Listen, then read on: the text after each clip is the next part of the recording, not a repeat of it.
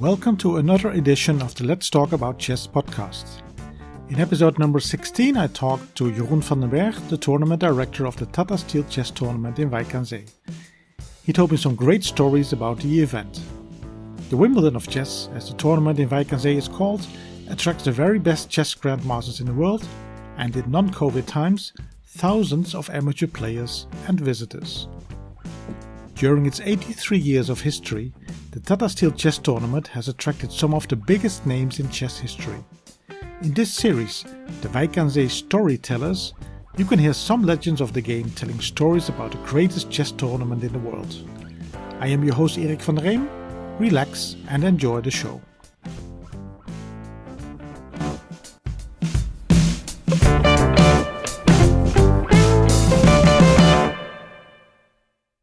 Welcome listeners, I have a very special guest for this episode of the Wijk aan Zee Stories. He's a grandmaster from the Netherlands who has played no less than 28 times in Wijk aan Zee. So that's about more than 2 years of your life, I think. And I'd like to introduce to you Grandmaster John van den Wiel. Welcome to this episode. Hello, Erik. Hi, thank you very much for your time. I said you played 28 times in Wijk aan Zee, and the first time was in 1980, right? 1980. Well, there's one junior tournament some years before that, which I also count to be part of the 28. Ah, okay. When was that? Do you remember? I'm not even exactly sure about the year. It could be something like 77. Okay. 76 or 77, I would guess, and possibly that was the only time that I did not play in Wijk aan Zee, but I think it was in IJmuiden, that junior tournament. Okay, but first time 1980 was in Wijk aan Zee, and I saw that it was the first time it was played in De Moriaan. That was the first tournament in De Moriaan, which is still the playing hall right now, which is a culture center or also used as a gym right now. So it was the first tournament in De Moriaan, the famous Moriaan, as I said. What can you remember from the first time in 1980? It's 41 years ago.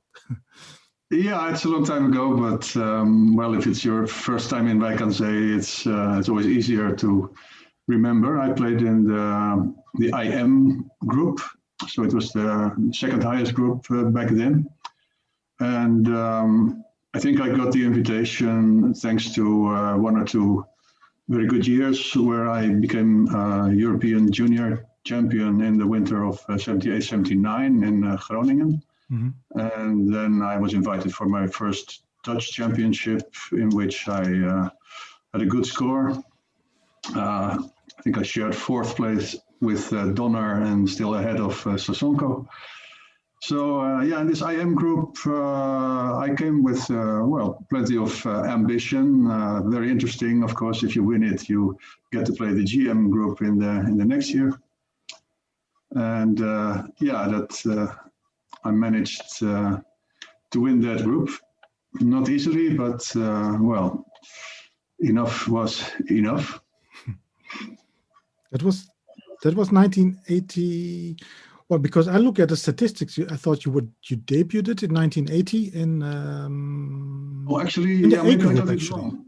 Maybe I did the GM group in 80, yes. And then in 81 I was back in the IM group. Yeah, I think you're absolutely right. Yes, and 1980 was special because there was still not. It was special because Brown and Sarah won. Two Americans won the group with 10 out of 13, which is an amazing score, especially for two players, of course. In 81, I saw that you won this B group, or which is now called the Challengers, or the group unbeaten. You came back in 1982, which was quite a remarkable tournament. There were quite some great facts because you were the best Dutchman in 1982. Yes, not on paper, of course, because Jan Timon was also in there. But it went surprisingly well. In 1980, now I remember correctly, I didn't play so well at all in the Grandmaster group, and I had a very modest score. Also, I got to find out that my opening repertoire, that was still very sharp and very juvenile, you might say, I got to find out that in a stronger company, well, you don't get the chances you're used to getting, and people know very well how to handle your sharp openings, also avoiding the lines you were hoping for. So since then, I've been working pretty hard. Also in 1980, I decided to stop my law studies and become a full-time professional.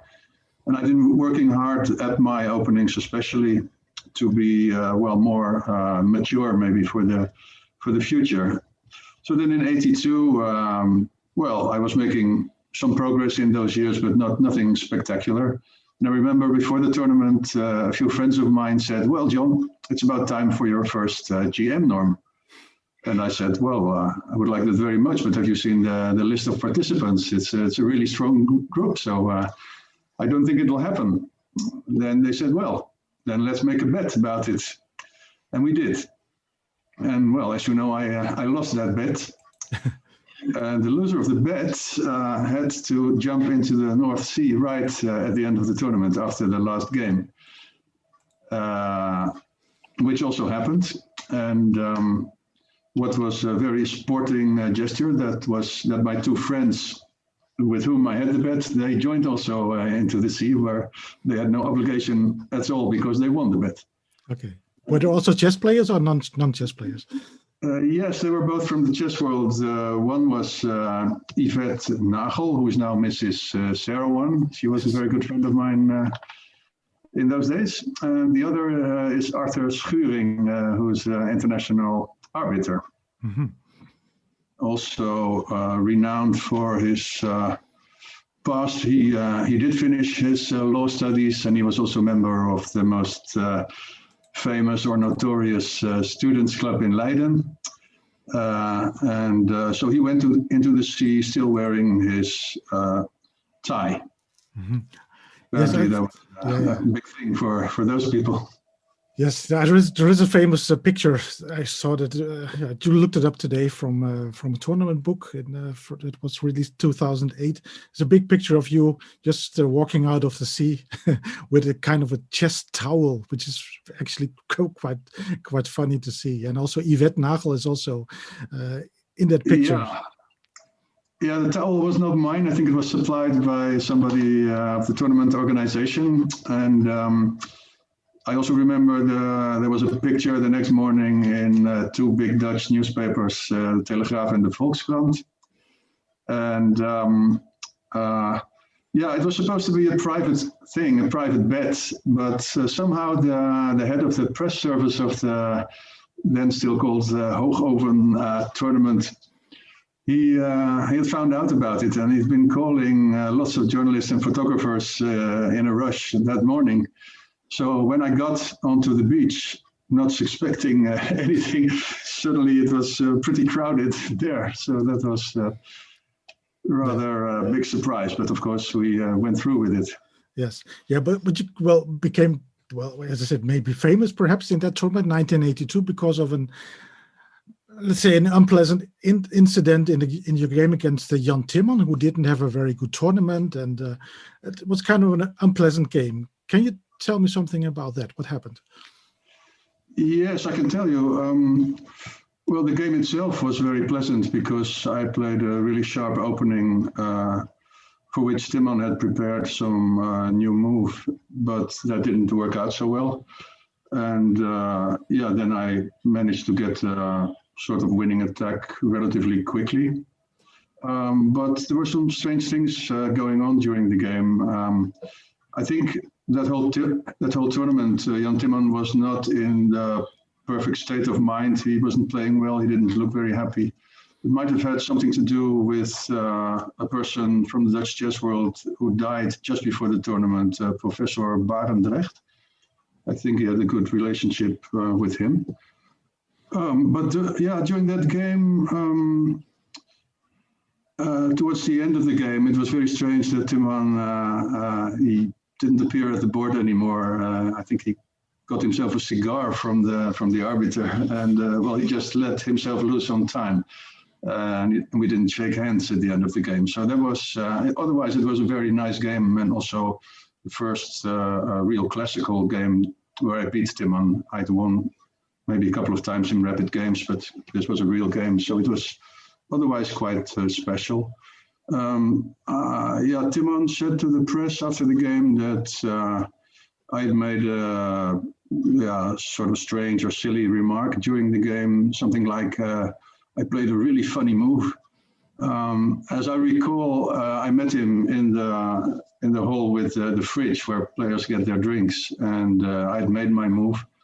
And I think I said something like, "You're in check," like informing him the type of move that I must have made, otherwise he wouldn't be in check. So it was, for me, it was more or less business-like remark, a bit unusual maybe, but I had no idea that he would take offense.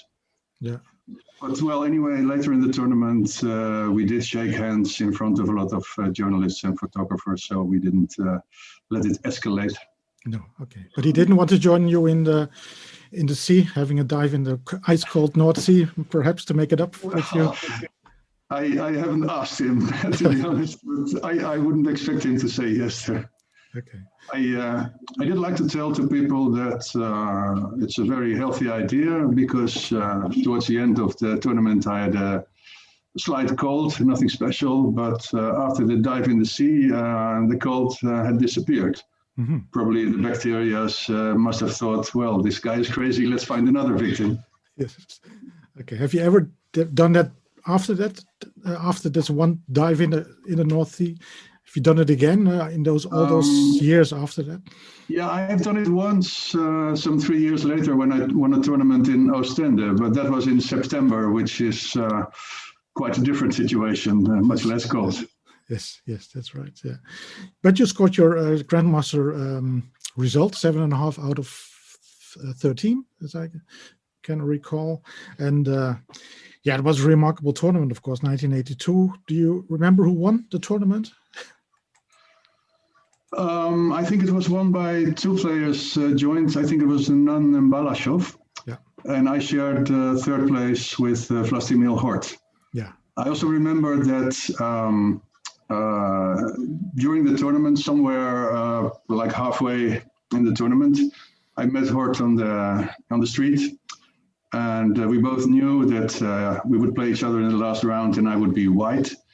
And then already, because I had a very good start, also pretty lucky start with wins against Ray and Chandler from really bad positions.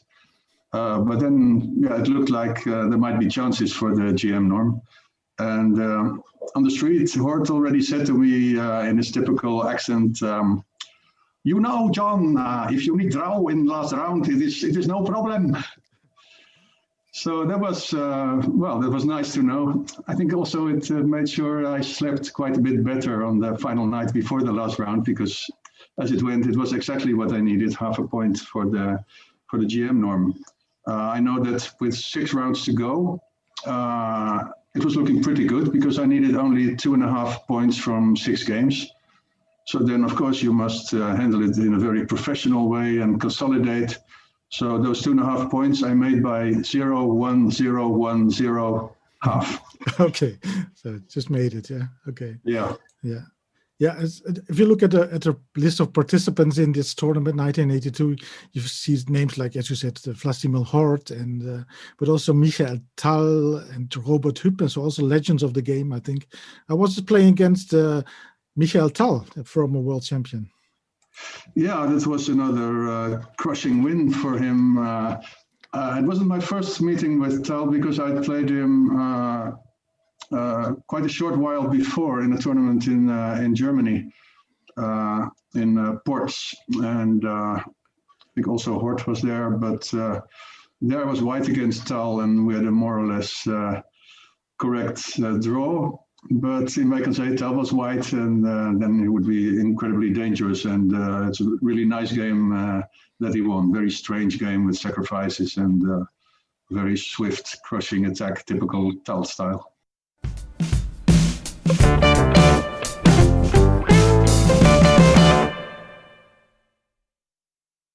Okay, and a couple of years later, because you kept on playing Wijk aan Zee in the highest group, in the A group. Best result was in 1986, I think, where you got the second place behind. The winner was Nigel Short. And you scored a 8 out of 13, which is a great score, I think. Nigel scored 9.5. How close was that?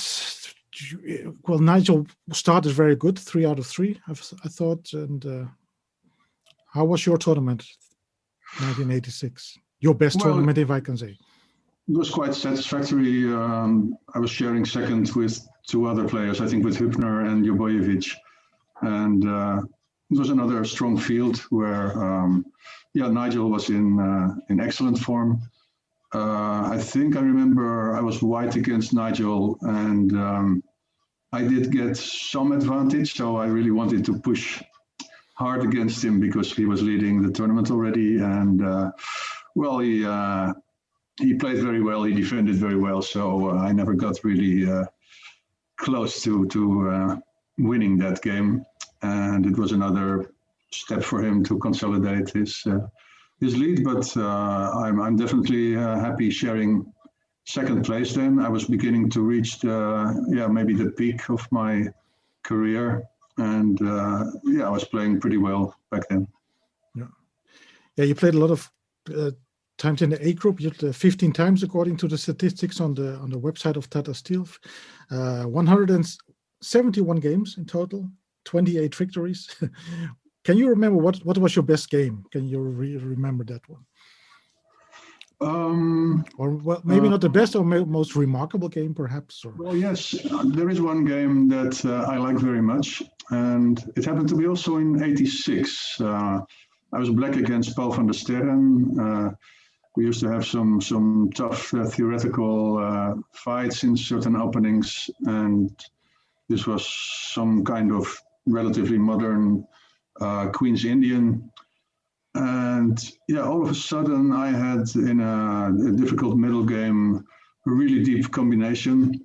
First I gave a pawn, then I gave a piece, but I was immediately winning back material. And I think it was like the whole scale of combination motifs that came together in that game. And it was a really long thing. And I'd managed to calculate it more or less until the end, or at least until there was a position where I was a pawn up going to win a second with a clearly winning position. It was,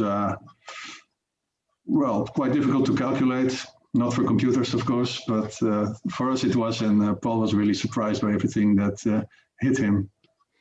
Yeah. And it was another remarkable game in that '86 tournament, but okay, you lost that one against Jobojevic. It was really a good game, but what I thought, I saw this when I prepared this conversation. It was mentioned in the tournament book by Munninghoff and Lex Jongsma about the tournament 60 years Hoogovens, one of the most remarkable games ever played in Wijk aan Zee. But you lost that game. Can you remember that one? Yes, I can. Yeah, because he sacrificed the rook, I think, quite early in the opening, yes. The King's Indian. Yes, that's correct. He allowed me to win material. It became a whole rook, but for that he had some incredible pawns that were advanced really deep into my position. It was clear that it was a really dangerous sacrifice, and the way he handled it, he proved how dangerous it was, in fact. And even though I have a good score against Jobojevic, it was always dangerous, the games with him, because he could manage some really unexpected things, some really original things. He was quite an artist. Mm-hmm. Yeah, absolutely. But have you ever missed a tournament in Wijk aan Zee? You played a lot of tournaments, of course. I said 28 in total, but you also been there as a commentator. Have you ever missed one in those last 41 years?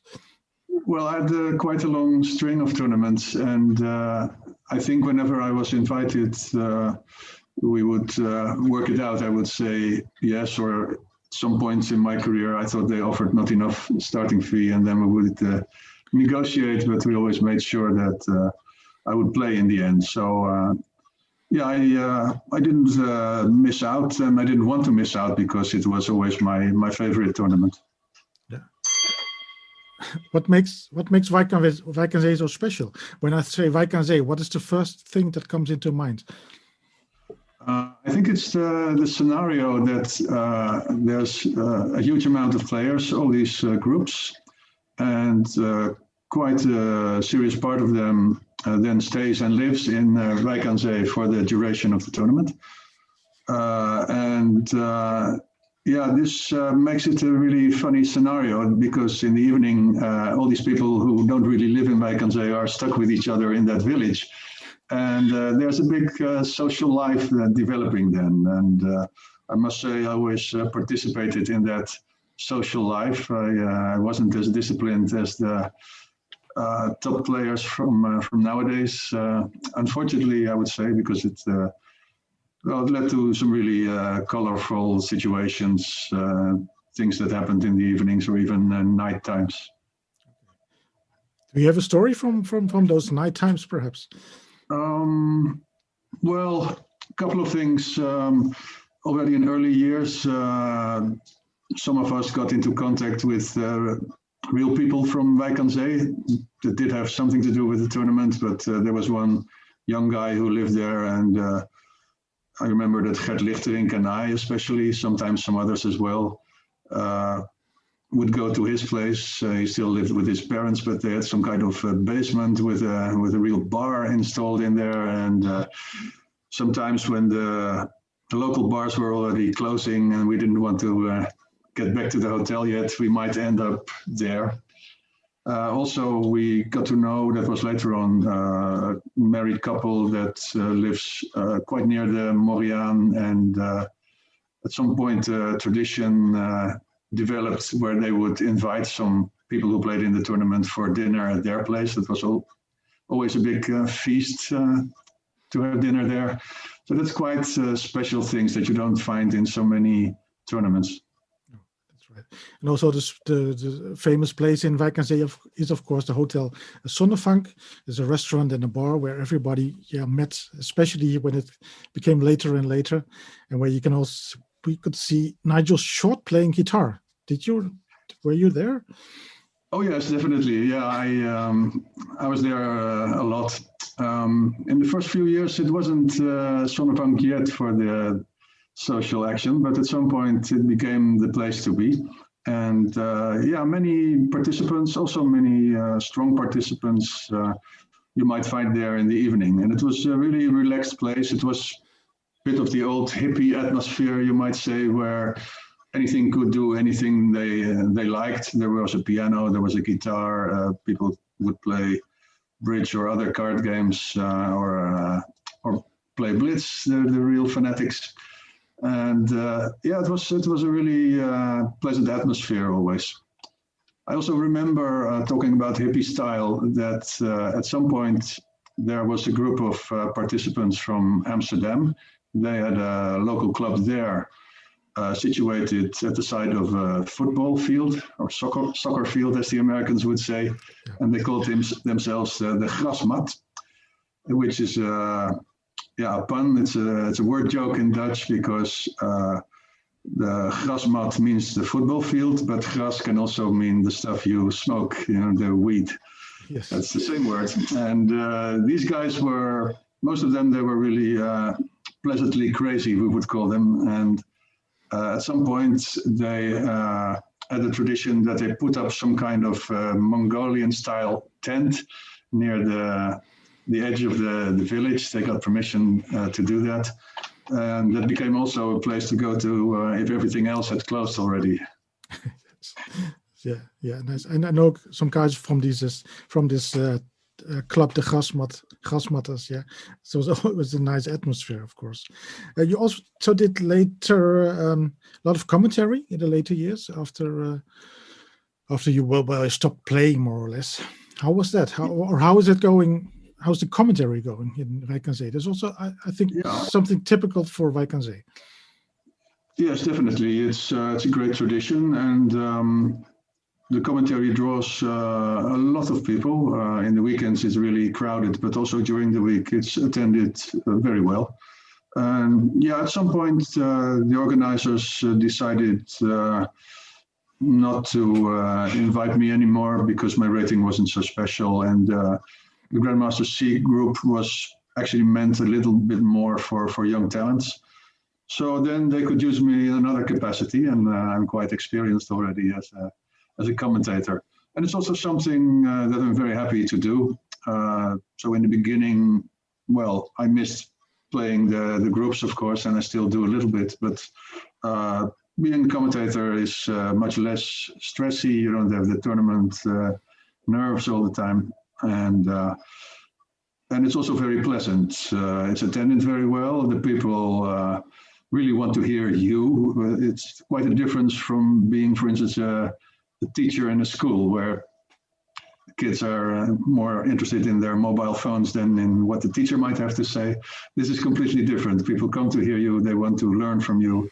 And I found out pretty early already in my career that also by watching other commentators myself, that it's in fact two things you need to do. And there must be some kind of balance. Half of the audience wants to find out as much as they can about those games. Well, I got enough expertise for that. But the other half mainly wants to be entertained. So you must tell them jokes and anecdotes. And fortunately, I have enough anecdotes to tell them, especially by association. If you hit a certain position or talk about certain people, suddenly you remember, oh yeah, I know something about this person. And also always it comes pretty fluently. So these sessions are also for me quite nice to do. Have you ever you also write columns for on Dutch chess websites? Have you ever thought about it to write down those some of those anecdotes? Yes, that is exactly what is in the back of my mind already for quite some time. You could say now is the time because most activities are suspended, but unfortunately somehow I'm not ready to do that yet. But probably it will happen one day when I'm even older than now, that I might write down lots of anecdotes, because most of these stories will be new for the reader because it's just personal experiences. It's not things that are in other books already. Mm-hmm. Okay. Yeah, we're looking forward to read that, and maybe in whenever you're ready, of course. Do you already have one of those anecdotes which you want to share with the listeners here, which is kind of unknown, perhaps? Unknown, perhaps for many people, but still typical for Wijk aan Zee, for example. Yeah, that's more tricky because I remember a couple now, but they were all elsewhere. Okay.